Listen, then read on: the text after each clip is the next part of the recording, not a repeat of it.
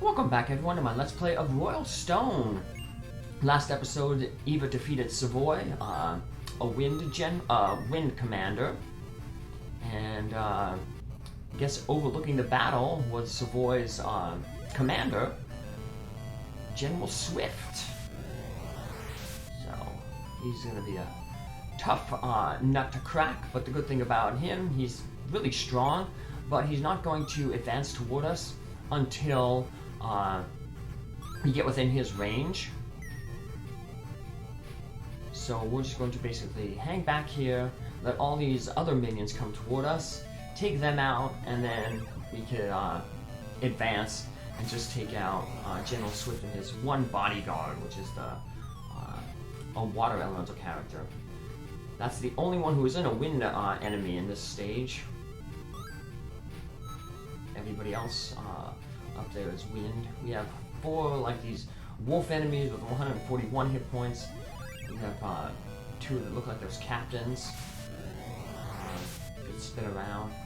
Then we have 2 ranger types that are like Commander Savoy was in the last episode. The ranger ones being the most deadly because they can use their hit points to deal extra damage. These pirate-looking guys, they can use the block spell like our fighters.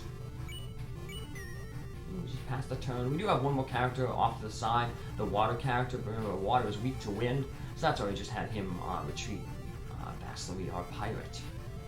We'll eventually get to a desert map that'll have a whole bunch of fire enemies, so that'll be where we can level up vastly, and more importantly, I guess, level up Nico, our water ranger.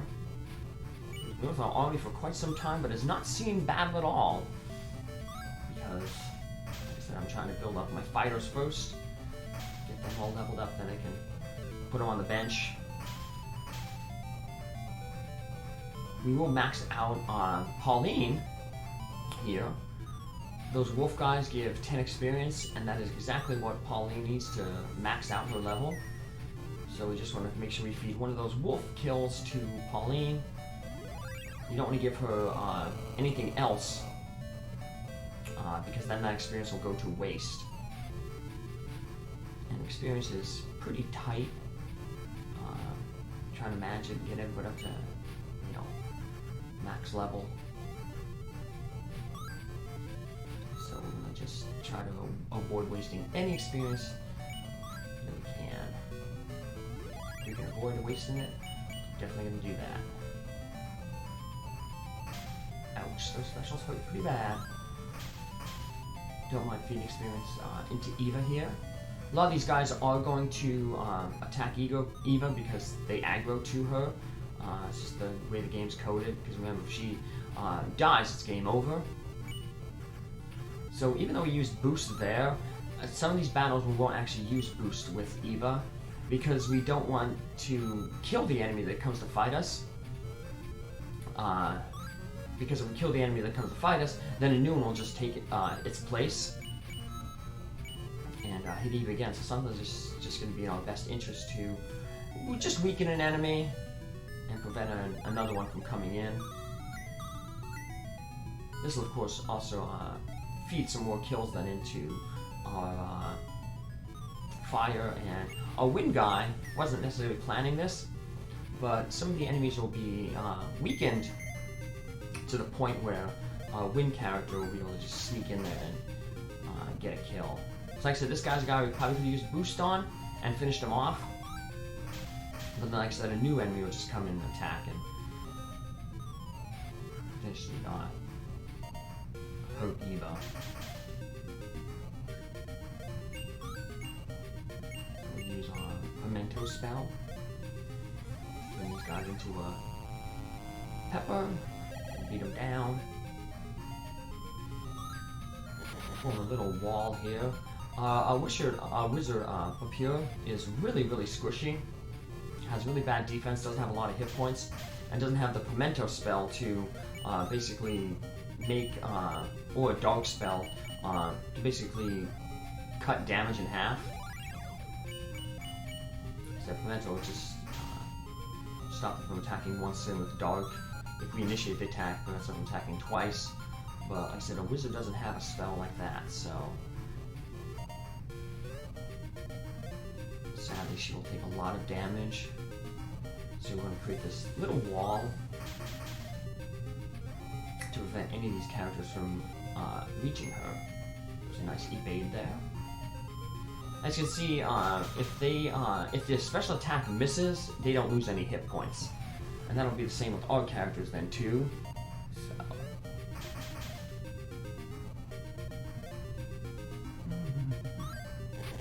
my option there, nice critical hit.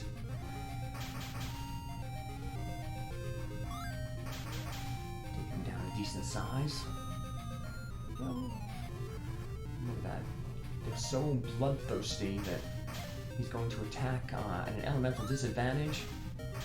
And that's going to cost him. And get towards a little bit more experience. He'll actually end up by the end gaining 2 levels. So Eva will also gain a level, and so will Pauline. Now Pauline, even though she's going to be maxed leveled, we are still going to deploy her. She just won't see any combat. She'll hang out in the back and cast healing spells. So you see, 275, 285 is the max. So we don't want to waste any experience. This guy gives exactly 10. And Pauline will hit max level. And if we look at her stats again, you know, it won't say like next level. It won't give her a / number. Pauline, other than equipment upgrades, she's pretty much done. Not going to get any better. She'll get a new club, and there's a vestment that you can get that's really powerful, but you can only get one of them in the game. So we'll just end up giving that one to Perlis, because he's still going to be doing some fighting to gain levels. Wizard out of harm's way, laying down some fire. Should weaken this character up enough. Okay, we can pretty much take her out now. Even the wind, which is elemental, equal. So Horai is also going to gain a level here. Wasn't expecting that. I mainly had Horai up here in the front to deal with this water bodyguard when she appears. She always started making a little bit of a advance toward us. Let's fight here.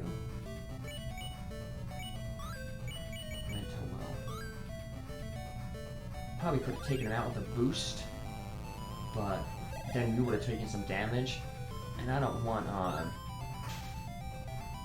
Perlis to take any more damage, potentially get crit, and then he'd be in range of maybe one of the other fighters taking him out. So, slow and steady. Heal Perlis up. Like I said, there's no time limit on the battles. It's not like some games like Fire Emblem and other tactical RPG that they rank you on different things, and one of the things they rank you on is tactics, which is how many turns you have to take in a battle. So, take it nice, slow and steady here. Let the enemies come to us, finish them off. Dunk. Alright, now down to 3. Eva got a level. Defense up 2, luck up 2. Most of the time we've just been seeing them going up by 1 with everybody else.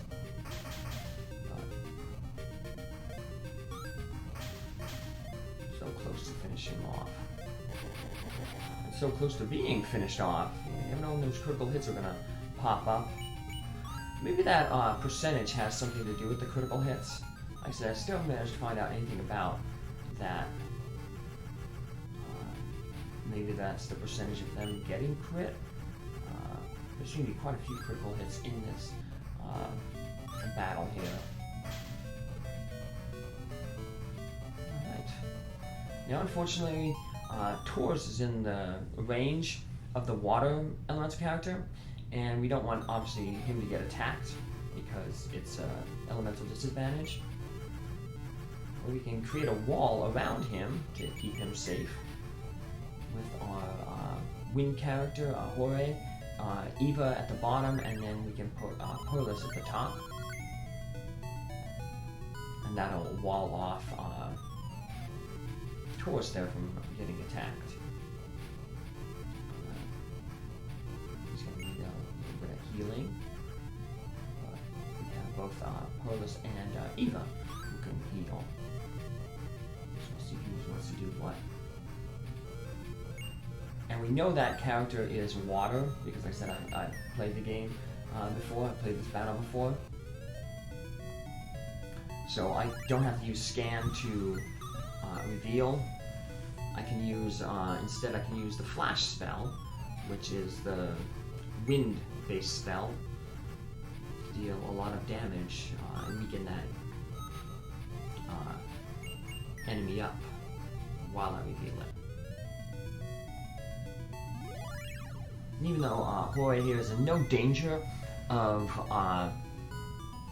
the water character, and the aggro should go, the general should go after Eva, just because of the way the targeting system works. I don't want to risk it, having him low enough, because he was at low enough hit points that if the general did decide to attack him, could have taken him out. Remember, this game has permadeath, which means that if you use a character, they're gone for good. There's no revive spells, there's no statues that heal you up. Death is permanent.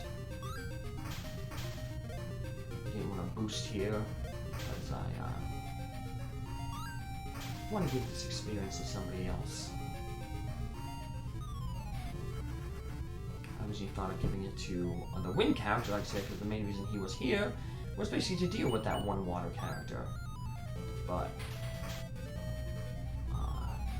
the water character is so weakened right now, maybe we can actually get Taurus another kill here. And then if he finishes off the boss, he'll gain another level. Bosses give a little more experience because one, they're the boss, and two, they tend to be higher level than the other foot soldiers, their minions that they come with. So 9 more get him a level. We get that, like I said, from the boss. Enough to do healing. Just like the wrong spell. I'm so used to using heal, I've been using it for so many other battles, that I forgot I have the updated version of heal. Life spell. Life does 80% of your max hit points, where heal does 50%. It does, of course, the disadvantage is heal has, life has a shorter range to it. But it still has a pretty decent range that we can keep our healers out of damage once they max level and still have them cast life spells. So let's do more damage here. See what we can do. I'm not too worried about the damage that Eva will take here because I still have Perlis to go and heal. So even if he did crit twice, Perlis could bring Eva back to a safe health with his life spell. So the sooner, the more damage I deal, the easier it will be to take out with Taurus then at the end. Let's end it here. Going right after Eva again. We will boost ourselves. She's doing about 40 damage, I think, on her own, so she should bring him down to close to like 50, maybe. Or even lower than that, so nice. That'll put him right in range for con man, Taurus, to finish him off. How far he is coming. He was just a scoundrel. He talked about him being a scoundrel in the pirate vassalry and the Seapoy, and they met Eva and turned a new leaf. go, gain another level, and we defeated one of the generals, the second actually. It's just a matter of time. Lord Jakarta Zeal will have all the stones. So we defeated the wind, we defeated the water, but water was, remember, Lord Vadam. We'll fight him again later. We didn't actually kill him when we fought him. Wow, you guys really are strong. Thank you kindly. And here, talk with all the people. Hopefully things will calm down. Yep, I guess once we get out of the way too, that'll make things calm down. Trouble just seems to follow our party around. Can I play outside now? Probably. Word has it that there's a powerful general in Sora. Maybe I should move there. Having someone like that on my side sure make me feel secure. She's blocking our way a little bit there. Thanks to you, the Empire no longer hunts for slaves. You have my gratitude. But why are you even here? I mean, Mortalia's Sacred Knights have been looking for you for quite some time. Well, we killed 6 of them back in Mortalia. Now a female named Luminette has been especially fervent. She has a past with Eva here that we're going to learn all about in this flashback. She wants to go see Eva. Let me see her. I must see that woman. I'm sorry, my lady, I have my orders. Eva, you murdered my father. Why, damn it, why? So General Leo was actually Luminette's father, we will learn. But remember, Eva didn't kill him. He killed himself to prevent himself from harming Eva. Eva was like his adopted daughter. So she's not very happy with the king's decision to just exile her. Cannot kind of manage his decisions, no matter how much it may hurt. She's looking for vengeance. Father. What's that all? I forget who said it. It might have been Socrates. If you go on a journey of revenge, make sure you dig 2 graves. One for the person you're going after, and then one for yourself. Yeah. Well, Isaac in Castlevania said, "Revenge is for children. It is our duty to grow up." When he finally confronts the other Forge Master, Hector, in Styria. So we have a fortune teller here. I forgot to visit the fortune teller, but that's okay because I gotta come back here and buy another weapon anyway. But we'll want to buy. We could buy a harpoon. That's good for some of our characters, but it would only really benefit Nico, and we're not using Nico right now. So we're just gonna hold off because there'll be a better spear later on. We'll just save our money. We will want to come back here, and I said I missed buying something. We'll want to buy a rapier there for Skrull the Ranger. He may be getting some time soon. So we get our healers and wizards, the cudgel, and we got 3 mantles. We'll give them all to our characters. Eventually then, when we get the vestments, which is the tier 4 armor for healers, you actually only get 1 of them. We will put it on Perel, and then just give his mantle to the other wizard that we're going to eventually get. Or, I mean, not Perel, Erlis. So we'll give him the vestments and his mantle, and the other cudgel we have there will end up going to the new wizard that we get later on. So we're going to get, like I said, another wizard, and then we'll also start recruiting some monsters. They'll be recruitable in inns.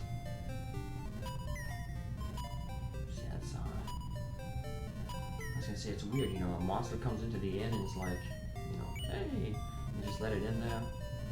But I guess it's not that out of the ordinary. I mean, you see some of the enemies, they're like the wolf people, they're like monsters, so I guess humanoids are somewhat common in this world.